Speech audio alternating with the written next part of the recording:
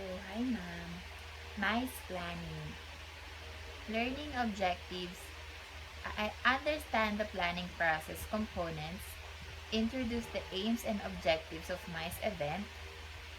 Explore the basic tasks or components involved in planning. So, the planning process components. Number one, what to achieve. Organization's mission and objectives. Number two, which types of activity, namely meeting, incentive, convention, exhibition, best works for the organization. Conduct feasibility study. Number three, who to ask for direction. Identify stakeholders, hierarchical organizational structure. Next, identify those deciding factors.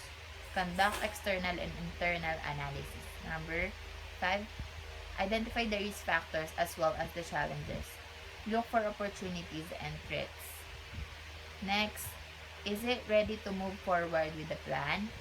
Select appropriate strategy and operational plan. Next, who is or are in charge? Take up the roles and responsibilities. Next, ensure doing the right thing. Adhere to control system. And lastly, how to do it better next time. Evaluation and feedback are collected to enhance the planning process. So the planning starts with the setting objectives. Objective must be SMART. So SMART. SMART.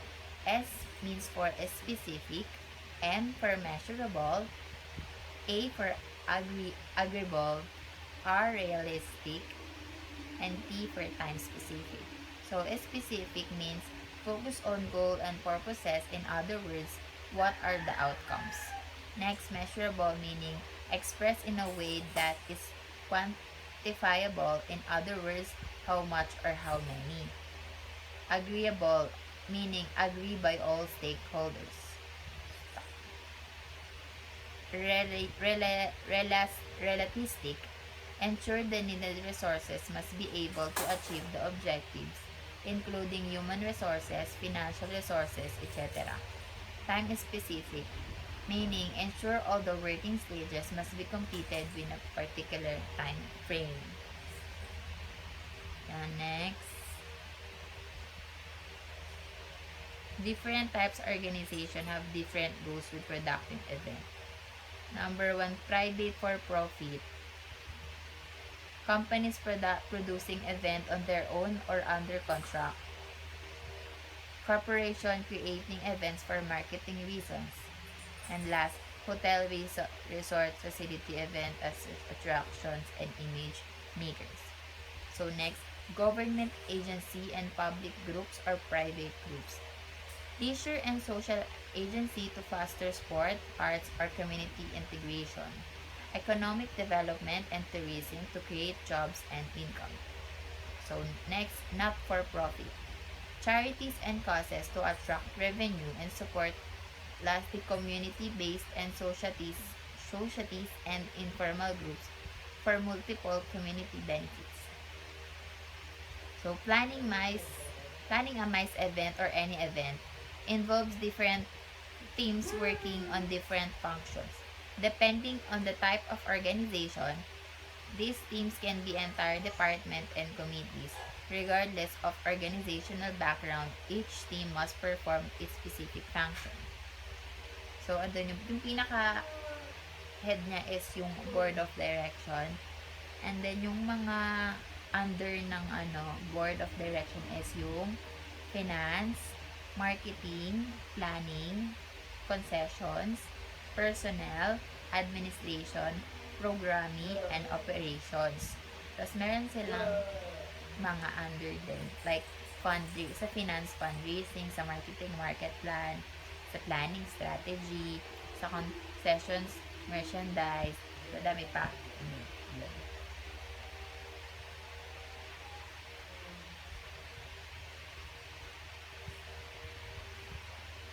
Yun yung board of committee. Tapos,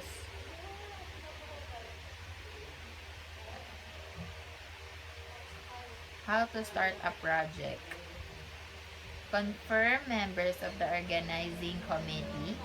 Number 2, confirm date and venue. Next, decide on conference theme and logo. Appoint professional congress organization or PCO. Invite and confirm members of the various committees. Set up a work plan. Set up a budget. Set up a bank account. And produce conference stationaries. RFP is a request for proposal. The event planner needs to send out a RFP to ask hotel, restaurant, convention, and exhibit centers. Preparation of stage. A typical MICE event will have the following subcommittees. To perform different functions, number 1, program subcommittee. Next, social subcommittee. 3, registration and hotel tour booking team. 4, publicity subcommittee. 5, sponsorship subcommittee. And last, printing and production team. Program subcommittee. The responsibility of program of subcommittee.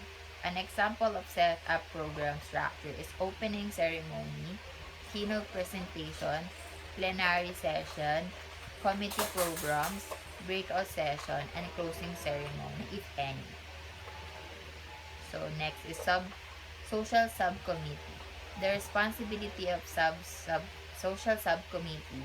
Set up the type, confirm date, time, or venue, decide on the program rundowns, invite guests of honor or protocol, entertainment, transportation, security, confirm venue setup, decoration, and AV requirements on stage or off on stage.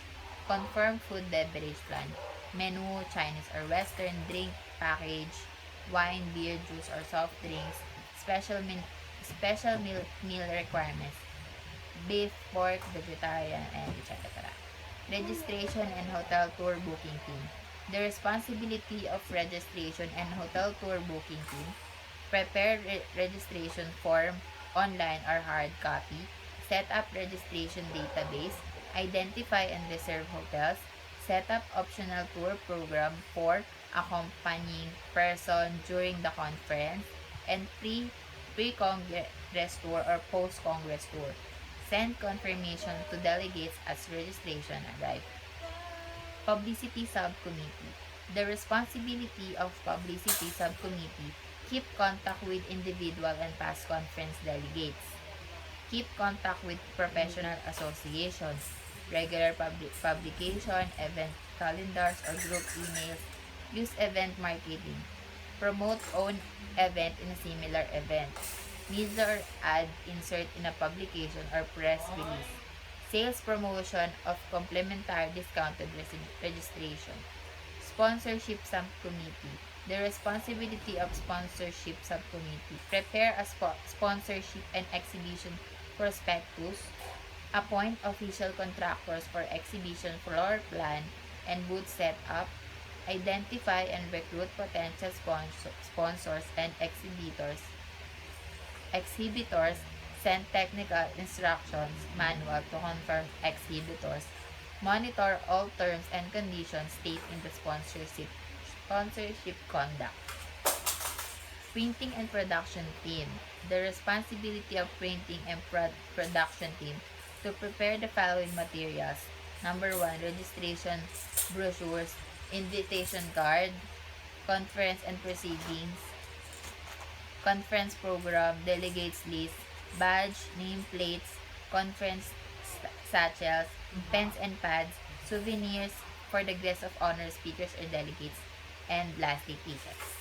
So, nandun po yung mga pictures. On-site preparation. On-site preparation includes the following. Set up an on-site work and manpower plan. Prepare the venue operation, order and food beverage plan.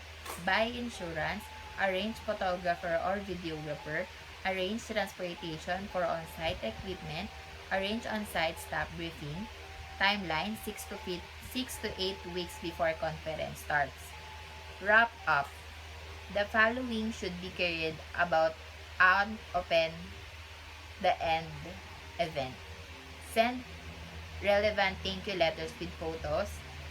Settle all payments. Prepare an income and expeditor report. Prepare a final report with statistic and recommendation. Finalize all matters.